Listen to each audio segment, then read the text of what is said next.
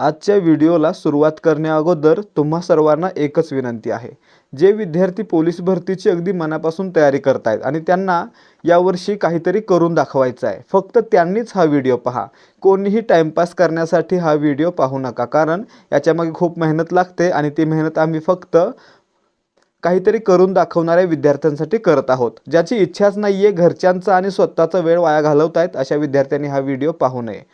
सुरुवातीलाच ही विनंती करतोय आणि आजच्या व्हिडिओला आपण सुरुवात करतोय.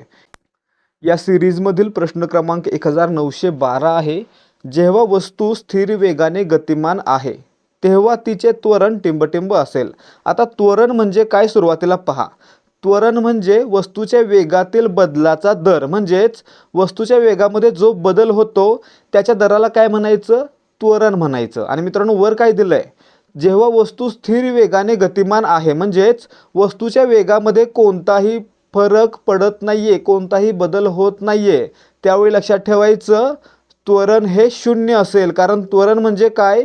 वेगातील बदलाचा दर, आणि वेगामध्ये बदल होतच नसेल तर त्या ठिकाणी त्वरण 0. आता यावर आणखी प्रश्न कोणते येतील? या ठिकाणी उत्तर काय आहे? 0 आहे.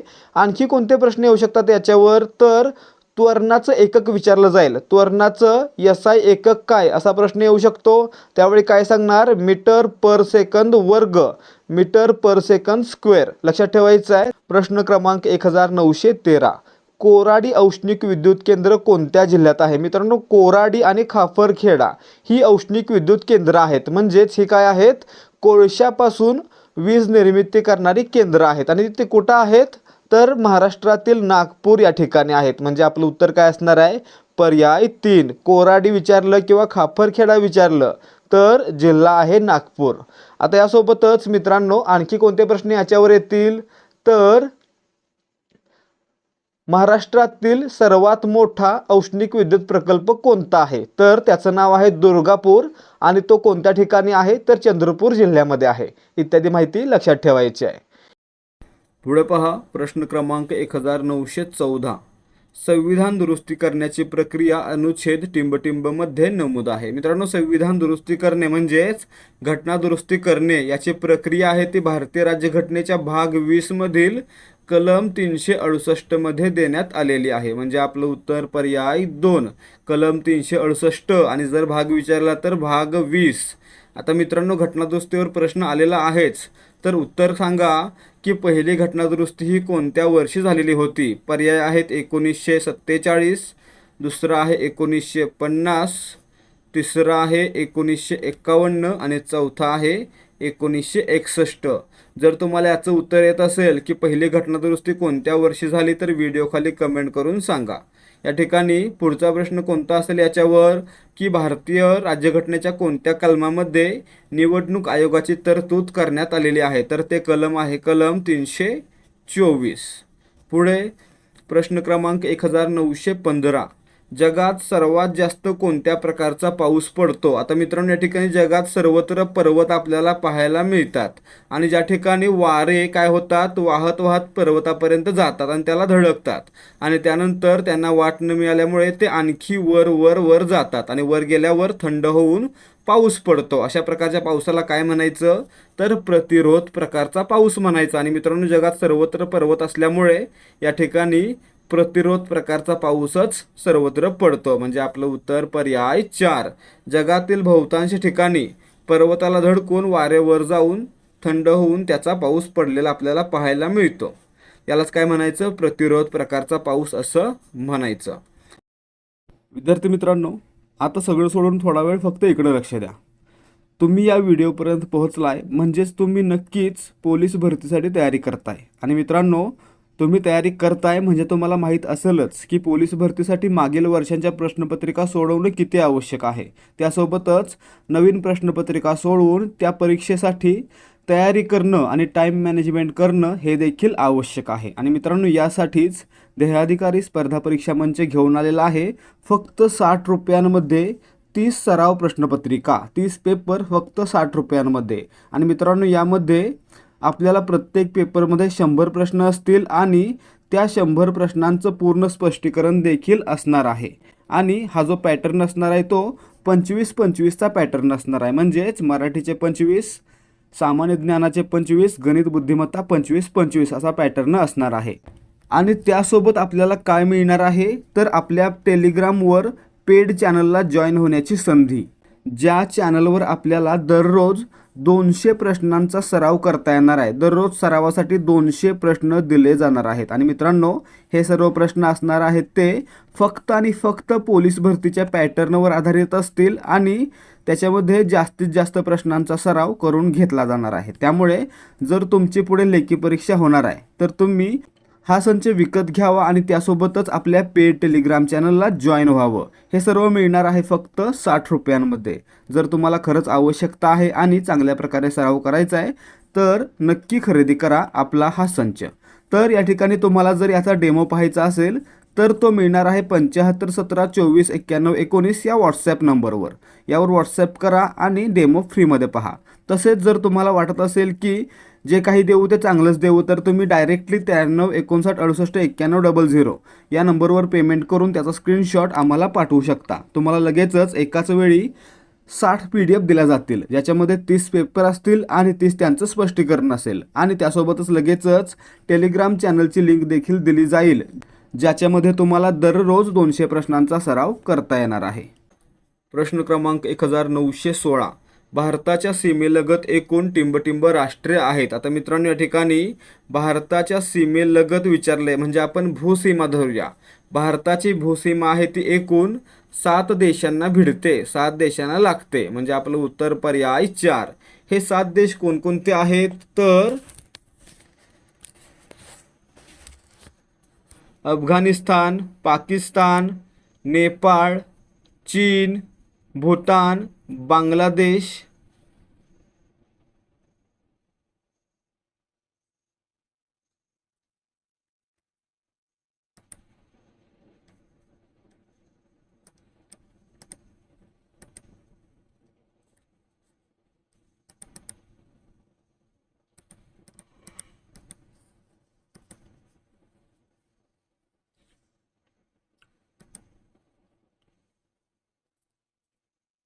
राष्ट्रे आहेत. आता मित्रांनो, भारताच्या सीमेलगत म्हटलंय म्हणून आपण भूसीमेचा विचार करू.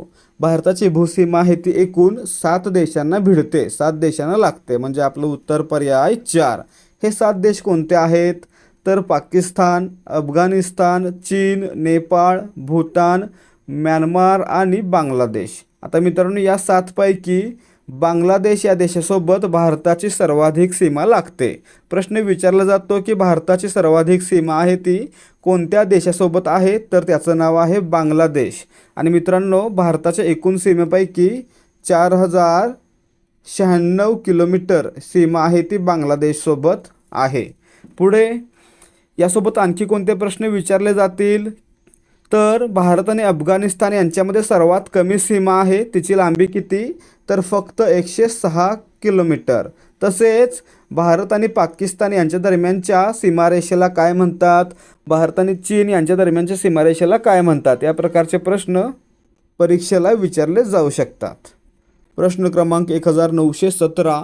प्रति ताजमहल म्हणून ओळखला जाणारा बीबी का मकबरा आणि पानचक्की ही ऐतिहासिक ठिकाणे टिंबटिंब येथे आहेत. आता मित्रांनो, बीबी का मकबरा हा कोणाचा आहे, तर राबिया उद्दौरा या महिलेचा आहे.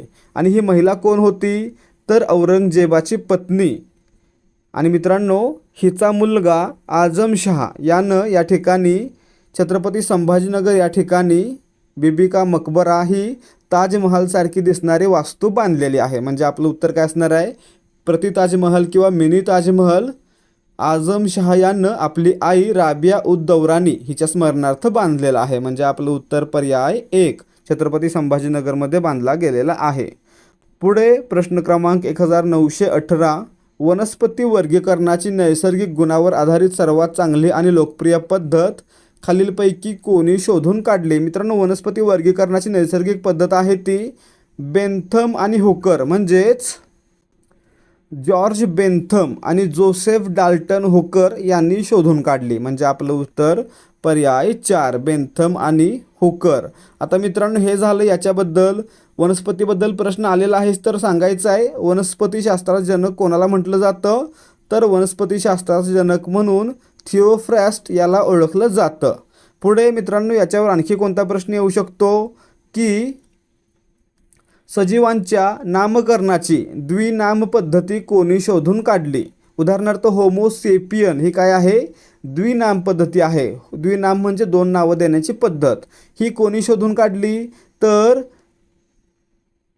कार्ल लिनियस यांनी शोधून काढली. लक्षात ठेवायचं आहे, सजीवांच्या वर्गीकरणाची द्विनाम पद्धत कार्ल लिनियस यांनी शोधून काढलेली आहे.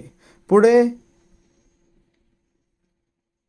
प्रश्न क्रमांक 1919 मुंबई कामगार संघाची स्थापना कोणी केली. मित्रांनो या ठिकाणी पाहायचं आहे 1890 मध्ये मुंबई या ठिकाणी बॉम्बे मिल हँड्स असोसिएशन म्हणजेच मुंबई गिरणी कामगार संघ याची स्थापना नारायण मेघाजी लोखंडे यांनी केली. आणि मित्रांनो हीच भारतातील पहिली कामगार चळवळीची संघटना ठरली. म्हणून या ठिकाणी यांना भारतातील कामगार संघटनेचे किंवा भारतातील कामगार चळवळीचे जनक असं म्हटलं जातं. म्हणजे आपलं उत्तर पर्याय 1 नारायण लोखंडे. पुढे मित्रांनो नारायण मेघाजी लोखंडे यांच्याच प्रयत्नामुळे आठवड्याची सुट्टी देखील सुरू झालेली होती.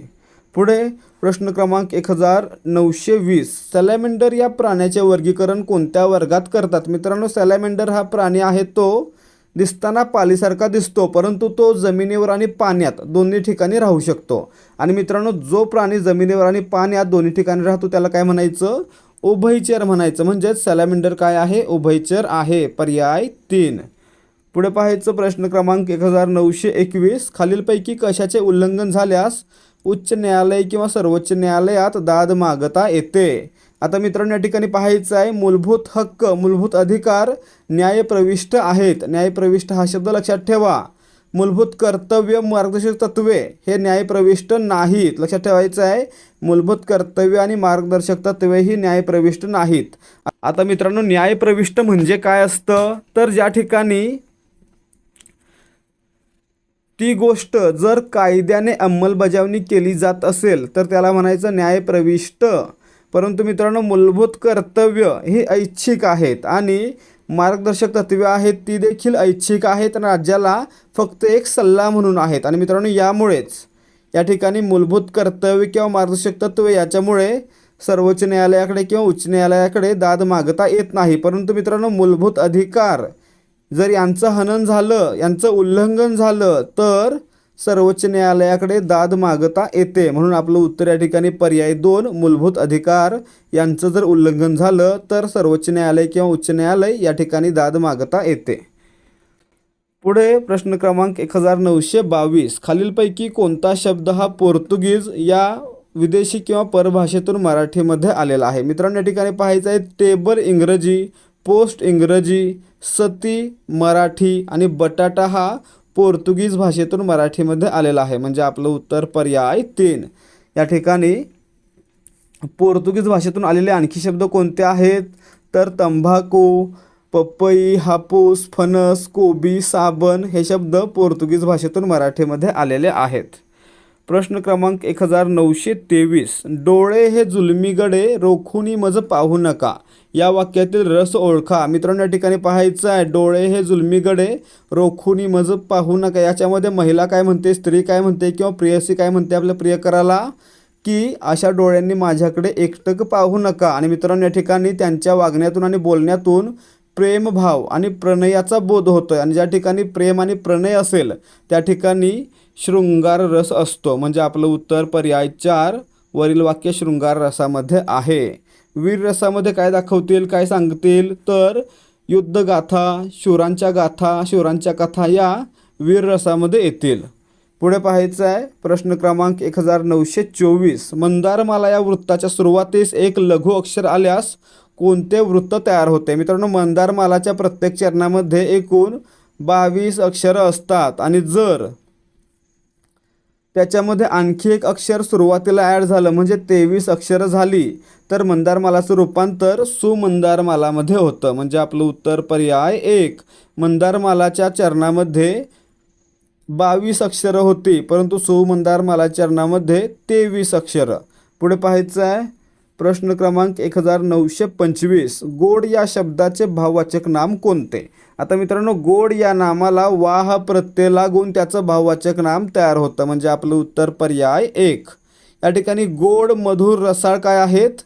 विशेषण आहेत, परंतु गोडवा हे गोडपासून बनलेलं भाववाचक नाम आहे. प्रश्न क्रमांक 1926, सुरेश भटांनी मराठी भाषेत उत्कृष्ट कविता लिहिल्या. प्रयोग ओळखा. आता मित्रांनो, या ठिकाणी प्रयोग ओळखायचा आहे. सुरेश भटांनी मराठी भाषेत उत्कृष्ट कविता लिहिल्या. सुरेश भटांनी वाक्यातील कर्ता आहे, कविता वाक्यातील कर्म आहे आणि लिहिल्या हे वाक्यातील क्रियापद आहे. आता या ठिकाणी जर क्रियापदाचं रूप कर्त्याच्या लिंगवचनानुसार बदललं, म्हणजे सुरेश भट या नावाबद्दल बदललं, तर त्याला काय म्हणायचं? कर्तरी प्रयोग. आणि जर क्रियापदाचं रूप कर्माच्या लिंगवचनानुसार बदललं तर त्याला म्हणायचं कर्मणी प्रयोग. आणि मित्रांनो, यामुळेच या ठिकाणी एक असेल तर कविता लिहिली आणि अनेक आहेत म्हणून कविता लिहिल्या, म्हणजे काय होतं? लिहिल्याचं लिहिली असं होऊ शकतं, म्हणजेच कर्माच्या वचनानुसार क्रियापदाचं रूप बदलू शकतं. आणि मित्रांनो, म्हणून याला काय म्हणायचं? कर्मणी प्रयोग. पर्याय 2. पुढे पाहायचं आहे प्रश्न क्रमांक 1927, पुढे दिलेल्या शब्दाचा विरुद्धार्थी शब्द निवडा. अक्षर. मित्रांनो, अक्षर म्हणजे काय? ज्याचा कधीही नाश किंवा क्षर होत नाही असा. त्याला विरुद्धार्थी काय असणार आहे? क्षर, म्हणजेच ज्याचा नाश होऊ शकतो, जे नष्ट होऊ शकतं असं. मग लक्षात ठेवायचं, अक्षर ज्याचा ऱ्हास किंवा नाश होणार नाही असे, त्याला विरुद्धार्थी क्षर ज्याचा नाश होऊ शकतो असे, म्हणजे आपलं उत्तर पर्याय 2. प्रश्न क्रमांक 1928, अपूर्वाई हे प्रवास वर्णन कोणी लिहिले? आता या ठिकाणी पहा, अपूर्वाई हे प्रवास वर्णन पु ल देशपांडे म्हणजे पुरुषोत्तम लक्ष्मण देशपांडे यांचं आहे, म्हणून आपलं उत्तर पर्याय 3.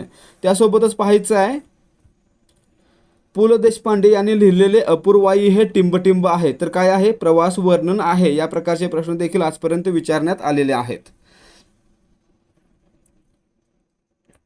प्रश्न क्रमांक 1929, चंद्रमौळी घर या वाक्प्रचाराचा नेमका अर्थ कोणता? मित्रांनो, चंद्रमौळी घर म्हणजे काय? तर ज्या घरामध्ये झोपल्यावर छतामधून चंद्राचं दर्शन होतं त्याला म्हणायचं चंद्रमौळी ग्रह. अर्थातच काय? तर ज्या घराचं छत देखील खराब झालेलं आहे असं गरीब माणसाचं घर, याला काय म्हणायचं? चंद्रमौळी घर असं म्हणायचं, म्हणजे आपलं उत्तर पर्याय 1. चंद्रमौळी घर म्हणजे गरीब माणसाचं घर. पुढे पाहायचं आहे प्रश्न क्रमांक 1930, न किंवा ग किंवा न हे व्यंजन कोणत्या प्रकारचे आहे? आता या ठिकाणी पाहायचं मित्रांनो, हे ड सारखं दिसणारं क च्या गटातील अनुनासिक आहे. मित्रांनो, याचा उच्चार जर मी न किंवा ग्न असा केला तर या ठिकाणी तुम्हाला सहसा कळणार नाहीये, म्हणून या ठिकाणी आपण याला काय म्हणूया? तर टिंब असणारे ड म्हणूया किंवा क च्या गटातील अनुनासिक म्हणूया, क च्या गटातील ड असं म्हणूया. आणि मित्रांनो, हे आहे ते क च्या गटामध्ये आहे आणि क च्या गटातील सर्व व्यंजनांचा उच्चार आहे तो कंठातून होतो, म्हणून याला काय म्हणतो आपण? कंठ म्हणतो. म्हणजेच हे अनुनासिक देखील काय असणार आहे? कंठे असणार आहे, कारण हे क च्या गटातील आहे, म्हणजेच आपलं उत्तर पर्याय 1. पुढे पाहायचं आहे प्रश्न क्रमांक 1931, वाक्यातील क्रियापदाचे रूप आशीर्वाद, आज्ञा, प्रार्थना, विनंती किंवा उपदेश याविषयी अर्थबोध घडवीत असेल तर अशा वाक्यांना काय म्हणतात? आता मित्रांनो, वाक्यातील क्रियापदातून आज्ञा, विनंती, प्रार्थना, उपदेश, आशीर्वाद यांचा बोध होत असेल तर अशा प्रकारच्या क्रियापदाला आज्ञार्थी क्रियापद असं म्हणायचं. आणि मित्रांनो, अशा प्रकारच्या वाक्याला आज्ञार्थी वाक्य असं म्हणायचं. म्हणजेच वाक्यामधून जर आज्ञा, विनंती, उपदेश, प्रार्थना, आशीर्वाद यांचा बोध होत असेल तर ते असतं आज्ञार्थी वाक्य, म्हणून आपलं उत्तर या ठिकाणी पर्याय 4. विद्यार्थी कधी असणार आहे? वाक्यामध्ये शक्यता, योग्यता, इच्छा, आकांक्षा यांचा बोध होत असेल तर विद्यार्थी वाक्य. त्यासोबतच स्वार्थी वाक्य कधी? जर वाक्यातील क्रियापदातून फक्त काळाचाच बोध होतो अशा ठिकाणी क्रियापदाला काय म्हणायचं? स्वार्थी क्रियापद. पुढे पाहायचं आहे प्रश्न क्रमांक 1932, खालीलपैकी कोणता शब्द अनेक वचनी आहे? या ठिकाणी पहा, फुलपाखरू एक वचनामध्ये दिलेला आहे, अनेक वचन कसं होईल? फुलपाखरे रे होईल. पिस्सू एक वचनामध्ये दिलेला आहे, अनेक वचनामध्ये पिसवा होईल. तसेच सासू याचं अनेक वचन सासवा असं होईल. आता या ठिकाणी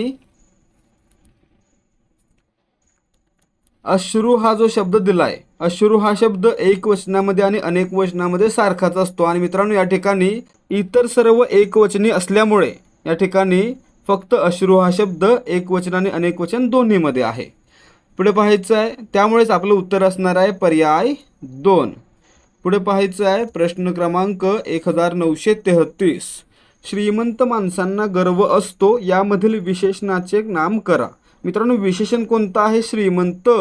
आणि मित्रांनो याचं नाम करायचं तर काय होईल? श्रीमंतांना. म्हणजे आपलं उत्तर काय असेल?